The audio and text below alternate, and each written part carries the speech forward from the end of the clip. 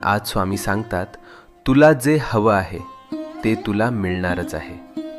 तुझे प्रयत्न वाया जात नाहीत.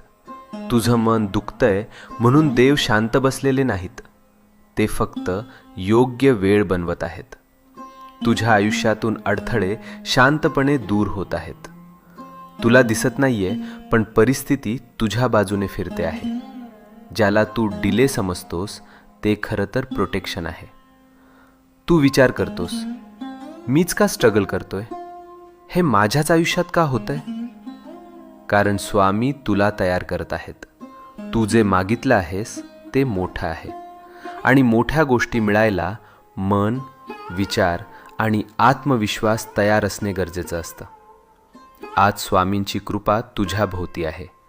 तुझ्या जीवनात एक शुभ घटना लिहिली गेली आहे, आणि ती तुला भेटायला निघाली आहे.